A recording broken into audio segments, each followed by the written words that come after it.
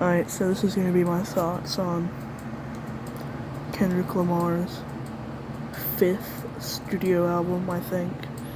Section Good Kid, Mad City to Pimp. Technically his 6th album. I don't know if Untitled Unmastered is an album or not, but anyway.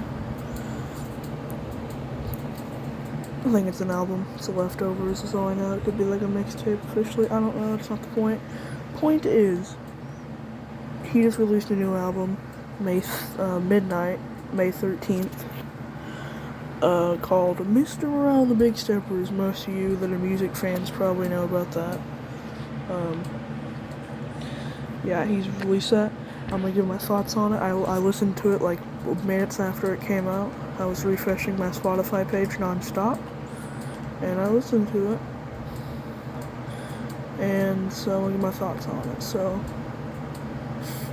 I think that this album is probably his most personal. Besides maybe Damn is pretty personal as well, but that and Damn are his most personal, I'd say. This new album, this new record, and Damn are his most personal. Songs like my favorite songs right now are Father Time and Worldwide Steppers, with Auntie Diaries being pretty up there too. But like on this album, he's going through more like experiences of himself, like his own experiences, rather than playing a character. Because a lot of his albums he plays characters. Because I know Good Kid, Mad City's all about, you know, his story growing up in Compton, but there's a lot of like characters, and this album's like his life, like his current life, like what he's going through now. So, yeah. And it is a very like experimental. I think Kendrick's really proved Kendrick's proved most of what he has. I think Kendrick has proved most of what he has to prove. So now he's just kind of going experimental with it.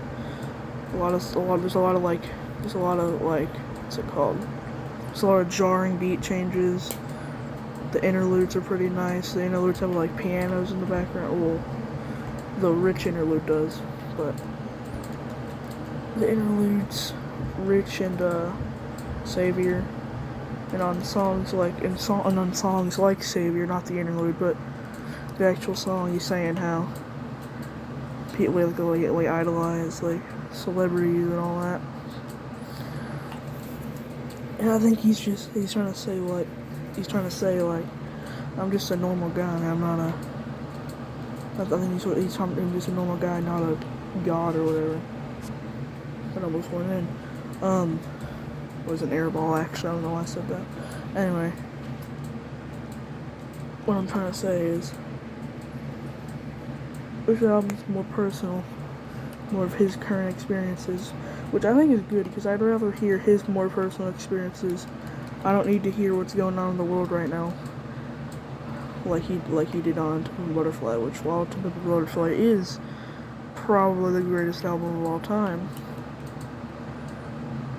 it probably is the greatest album of all time, it's not as personal, and it's more of what's going on in the world, and that worked for To Pimp a Butterfly, and I guess kind of Section 80. Section 80 is more of a concept, I'd say, but while that worked for To Pimp a Butterfly, Kendrick's been gone for 5 years. We have rappers' careers have came and went in the time period. In the time period since he released Damn, he says it in the first track how long it's been. I think it was like 1,850, I think, something like that. It's been a while, basically, and point is that it's been a while, and I would rather know what's going on in his life, per se, than let you know what's going on now, because we know. Most hype song, probably Silent Hill or N95. Those are probably the two most like turn up songs. I can imagine those I have a feeling both of those songs are gonna get music videos. N95 is probably gonna get a music video. I would be surprised if it doesn't, but could be wrong about that. And then Silent Hill probably will too. But yeah, those are my thoughts on it.